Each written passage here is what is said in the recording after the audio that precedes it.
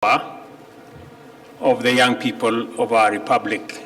And as I have said lately, that the single biggest asset that we have as a nation is our human capital. That human capital is 75% young, and therefore the single biggest resource is our human capital represented by our young people.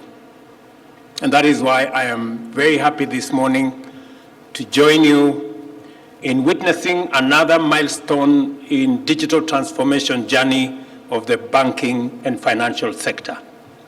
This occasion is indeed unique because what is being launched goes beyond the regular offerings of our local fintech. Fingo Africa application aims to become Africa's first youth-centered and purely digital bank. EcoBank, a large banking institution with Pan-African footprints, has set out to leverage digital fintech and diversify its product offering, and thus attract a young generation of digital clientele. I want to tell my good friend Jeremy and the EcoBank team very big congratulations for believing in our young people. To satisfy this emerging cohort of Generation Z and post-millennial clients, institutions have to get capacity to adapt effectively and efficiently at all levels and across enterprises.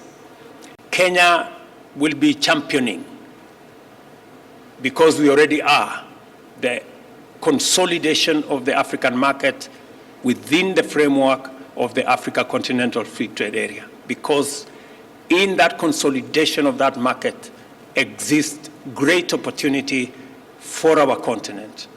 And as we do that, we must also build the ecosystem that is going to support the coming together of the African people, of the African market, so that we can begin the journey to contribute our share in African trade, in Africa entrepreneurship, and also making it possible for the millions of young people in this continent. We are the youngest continent. We are the continent of the future.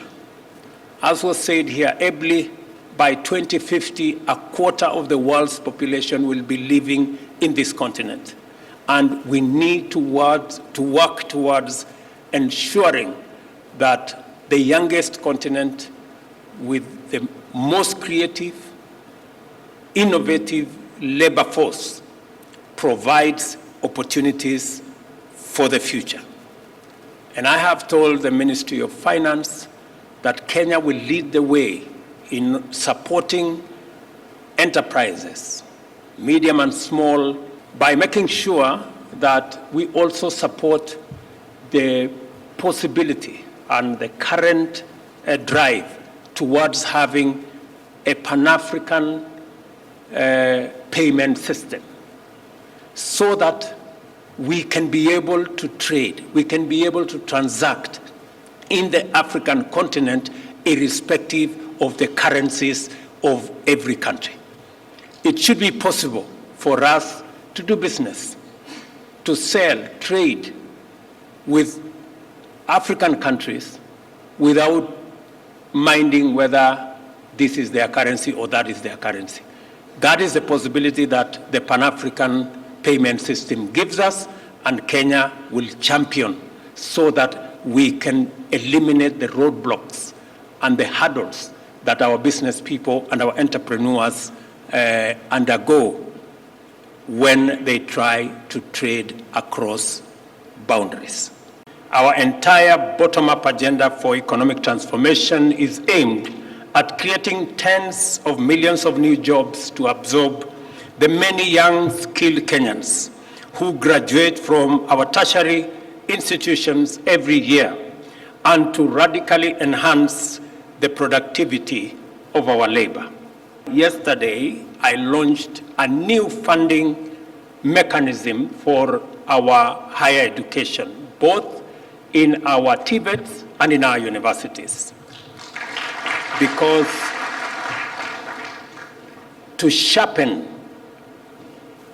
our human capital, to equip our young people with what it takes to be productive, to be effective, is for us to have an education system that is accessible, that is of high quality, but also that is relevant. And we cannot do that unless we have a predictable funding mechanism. As we all know, that space around university, college, TVET education has suffered for about 15 years because of underfunding. And with it, with underfunding, we've had challenges. We've had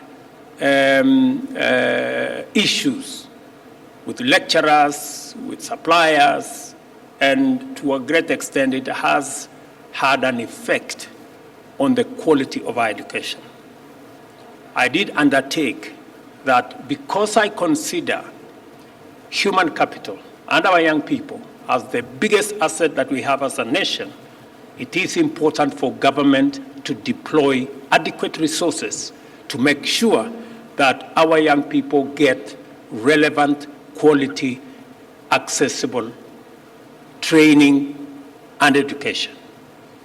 And that is the purpose of the program and the new funding model that I launched yesterday, that is going to not only increase the amount of money available for the training and teaching and education of our young people, but it is going to be predictable and it is going to be timely. The job creation mandate that we have falls upon every pillar of our transformation agenda, with special focus on the digital superhighway and creative economy, the MSME transformation, agriculture and agro-industrial value chains, and the affordable housing program.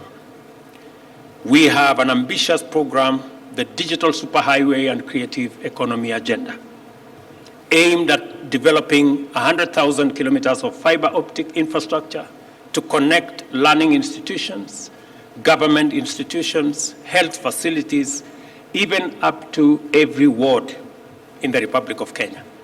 This initiative will facilitate the creation of 25,000 free public hotspots, 1,450 digital innovation hubs, and the connection of over 40,000 learning institutions across the country. We are rolling out this digital infrastructure because, as was said ably by my good brother there, technology is going to leapfrog our continent into the future. And to be able to make it possible for millions of young people to use technology, it is necessary for us to provide the infrastructure, the digital infrastructure, access to the internet that will make it easy and possible for millions of young people to access opportunities, to do business. And that is why we are deploying this one pillar of the bottom-up economic transformation agenda as the digital superhighway.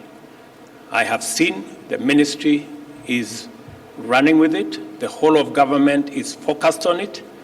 And as you are all aware, we did undertake that we are going to move government to the digital space. 6 months ago, we had only 320 government services available in the digital space.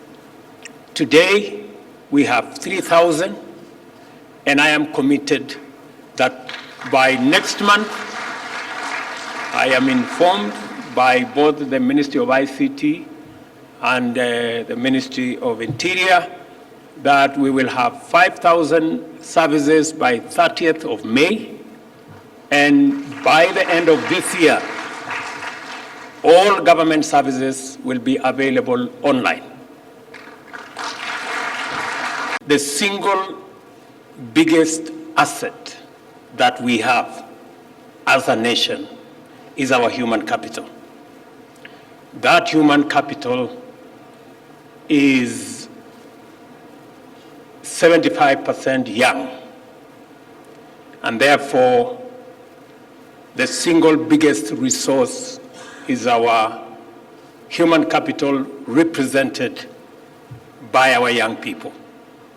And that is why I am very happy this morning to join you in witnessing another milestone in digital transformation journey of the banking and financial sector. This occasion is indeed unique because what is being launched goes beyond the regular offerings of our local fintech. Fingo Africa application aims to become Africa's first youth-centered and purely digital bank. EcoBank, a large banking institution with Pan-African footprints, has set out to leverage digital fintech and diversify its product offering, and thus attract a young generation of digital clientele.